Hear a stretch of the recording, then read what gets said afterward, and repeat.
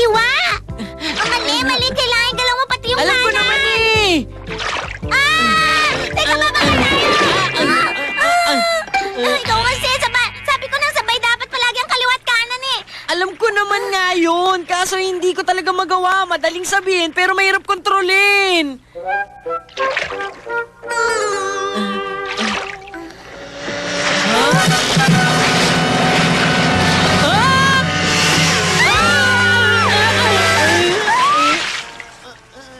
Ang lamig! Tigil mo! Basang-basa sila! Suneo, pahiram ako. Ako naman ang magkocontrol sa speedboat mo. Hindi to pwede sa mga baguhan. Mahirap kasi itong kontrolin. Sige na, ayaw ko yung kontrolin.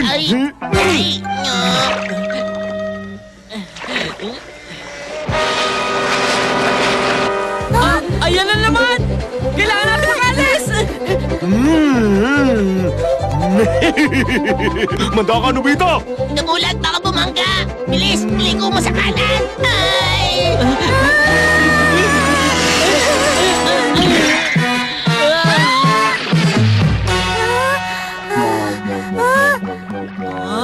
Lumubog yung speedboat! Naku, nawala kasi ng kontrol eh. Mahal pa naman ang bili nun ni Papa! Paano na yan? Sorry. Basang-basa tuloy tayong dalawa, Shizuka. Oo nga eh. Kailangan na natin makauwi agad para makaligo. Oo nga. Hoy, Nobita! Ibalik mo ang remote control speedboat ko! Hindi ka kasi umiwas kaya lumubog sa tubig. Kung ganun yung speedboat na yon? Ikaw ang may kasalanan, Nobita. Ikaw ang sakay ng bakang binangga ng speedboat ni Suneo. Ano? Sisirin mo yung ilog at hanapin mo yun! Sisirin? Kapag hindi ko raw nahanap, papayaran ko yun. Doraemon, tulungan mo naman ako. Sige na naman,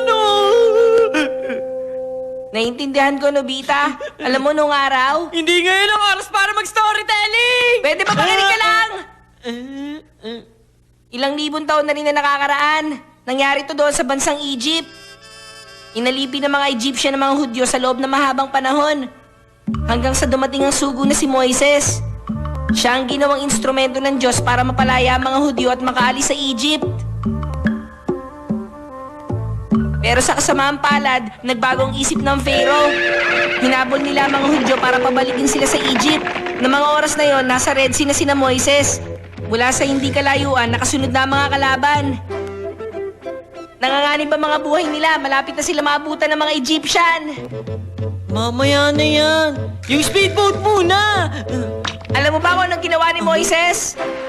Tumingala siya sa langit at nagdasal sa Panginoon. Nang itaas niya ang baston niya, bigla nahati ang dagat kaya nakatawid sila. Tinawid din ng mga Egyptian na nahating dagat. Pero ibinabanan ni Moises ang kamay niya may hawak na baston at agad na bumalik sa dati ang dagat. Nalunod ang mga alagad na malupit na Pharaoh. Ano na yung problema ko? Oh, eto na. Ito ang baston ni Moises! Kumuha ka ng planggana may tubig. Sige.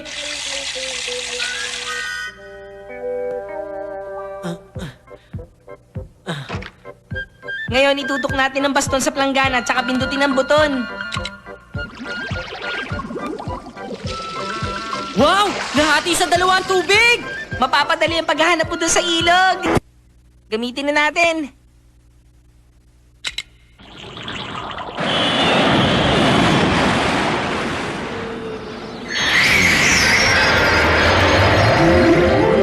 Nahati sa dalawang ilog! Ang galing! Ano bang ginagawa mo dyan? Maghanap na tayo. Sige!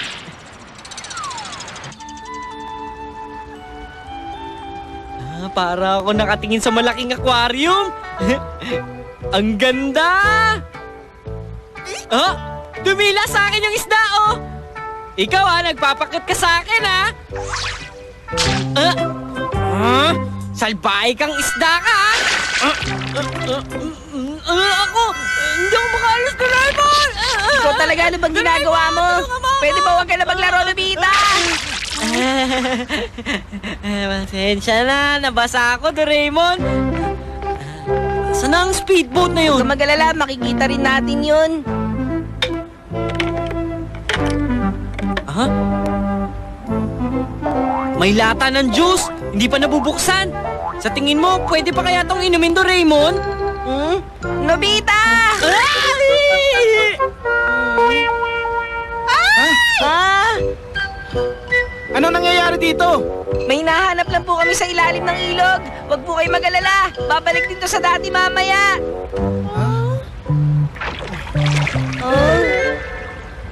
Teka, parang...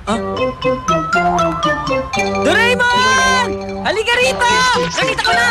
Mabuti naman. Isoli mo na kagad yan kay Suneo, ha? Wow! Talaga? Nahanap mong speedboat na ito sa ilalim ng ilog na yun? Paano mo nagawa yun, Nobita? Basta, walang pakilamanan. Sige na, magkwento ka naman kahit konti. Pakiusap, Master Nobita. Ako, Master Nobita. Ang sikreto namin, ang bastong ito. Sa pamamagitan nito, nahati namin ang ilog. Ano? Hinati yung ilog? Wow! Ano? Kinuha nila ang baston? Gagamitin daw nila yun para makahanap ng kayamanan sa ilog. Pinuwersa nila ako eh. Ayun! Hindi kaya 100 din yung kumikislap na yun?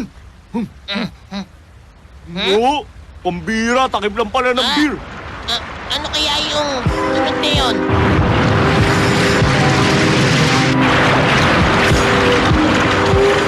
Ay, Suneo! Anong gagawin natin? Nasa panganib sila! Paubos na kasi ang battery ng baston na yon! Ah!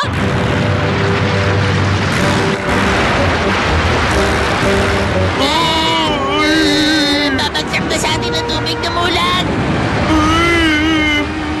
Ano na? Pulisa tayo rito. Tama ka! Tayo na! Ay! Ay, naku! Aray! Naku, lagot na yan na!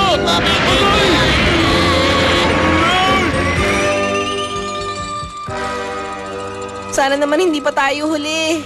Ayun sila! Ha? Nahuli na tayo ng dating. Mabuti na lang, okay naman silang dalawa.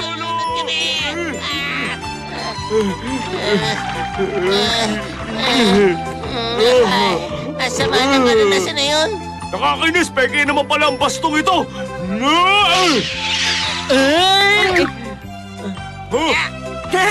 Aral na yun sa kanila dahil hindi maganda maging swapang. Huwag ka na